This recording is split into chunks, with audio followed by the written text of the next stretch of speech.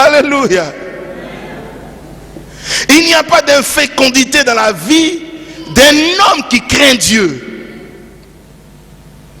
Et il sera une source de bénédiction. Parce que Dieu bouge avec lui. C'est comme si Dieu dépendait de lui. Et en effet, Dieu dépend des hommes. Sinon, Dieu aurait déjà sauvé l'humanité, s'il veut, en une fraction de seconde.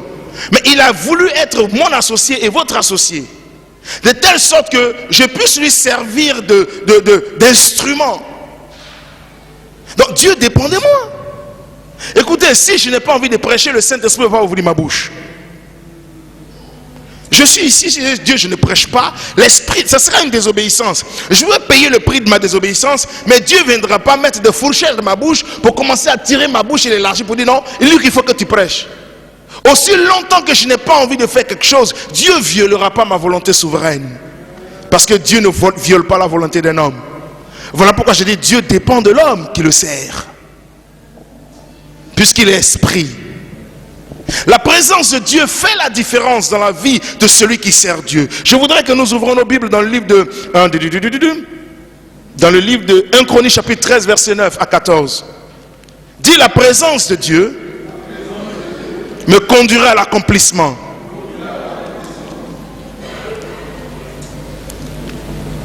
Un Chronique chapitre, je dis combien? 13. Je vais vous montrer quelque chose. 1 Chronique chapitre 13, je vais lire à partir du verset 9, j'ai dit, nous y sommes, parce qu'il faut que je prie pour vous. Je vais toucher encore quelques points, je vais prier avec vous. Il faut que la présence de Dieu soit renouvelée. Vous savez, la présence de Dieu, c'est quelque chose qu'on perd, hein? À cause des difficultés de la vie, à cause de ce... On perd cette présence continuellement. Mais je vous en supplie, restons connectés cet après-midi, que Dieu vienne nous visiter à nouveau, réchauffer notre cœur comme autrefois, libérer ce qu'il avait désiré libérer dans nos vies, pour que nous puissions être une source de bénédiction et de paix. 1 Chronique chapitre 13, la Bible dit, le verset 9, lorsqu'il fut arrivé à l'ère de Kidon, Uza étendit la main pour saisir l'arche, parce que les bœufs la faisaient pencher.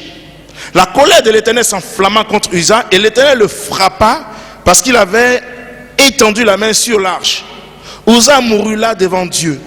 David fut irrité de ce que l'Éternel avait frappé Uza d'un tel châtiment.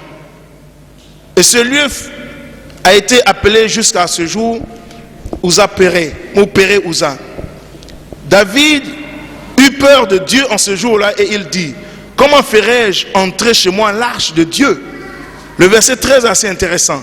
David ne retira pas l'arche chez lui dans la cité de David, et il la fit conduire dans la maison d'Obed-Édom de Gad. Verset 14. L'arche de Dieu resta 3 mois dans la maison d'Obed-Édom, dans sa maison.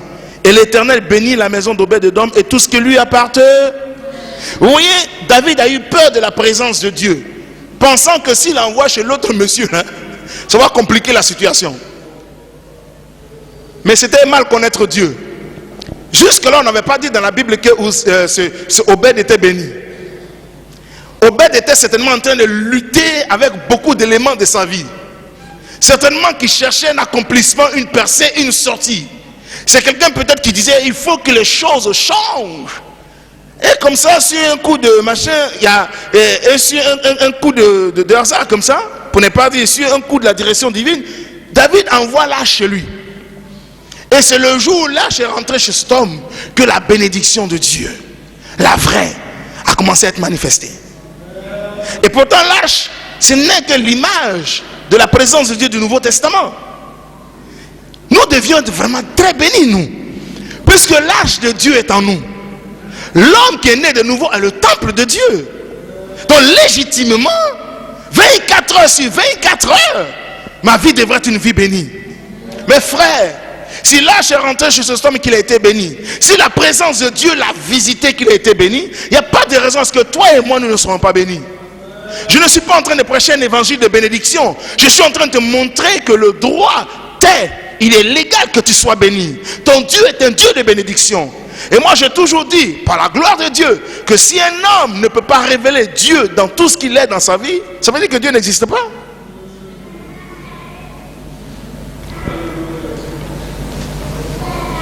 Si c'est pour dire Alléluia, Amen, et puis on ne va pas voir Dieu en mouvement là, mes frères, taisons-nous parce que... Alléluia, amen. Là, tout le monde peut dire ça.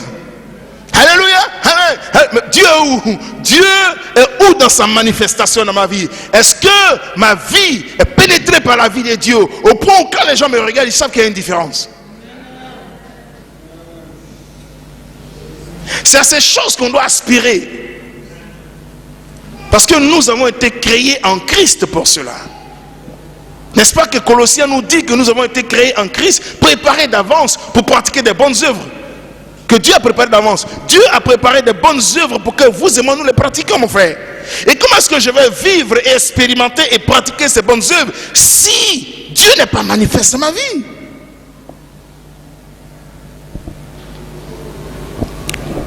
Vous savez que quand Moïse allait en Égypte, c'est pas Moïse qui a fait les miracles. Vous savez ça? C'est la présence de Dieu. C'est la présence de Dieu en Genèse chapitre 3 jusqu'à la fin de Genèse chapitre 12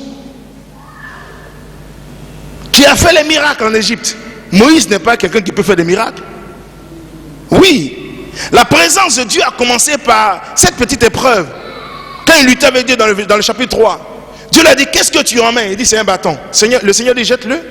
Et le bâton est devenu quoi? Un serpent. Mais comment est-ce qu'un bâton peut devenir un serpent? Dieu présent amène la manifestation.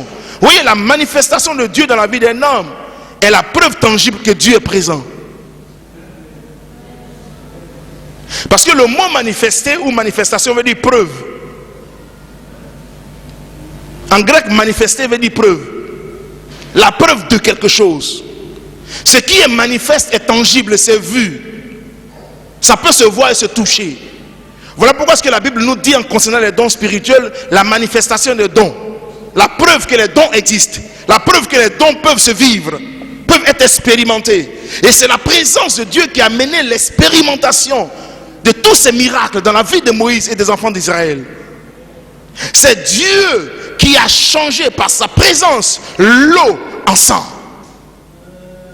C'est Dieu qui par sa présence a soufflé un vent, mes frères.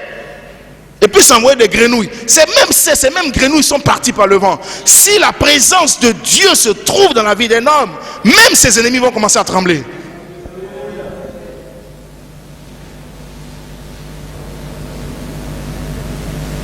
Amen. Mais pour que sa présence se déclenche, il faut que nous craignions. On va lire quelques petits versets et nous allons prier.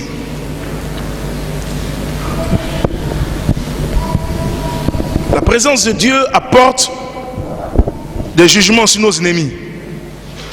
En Exode chapitre 7 au verset 20, quand Dieu est présent à un endroit, le jugement est tangible sur tous les ennemis de Dieu.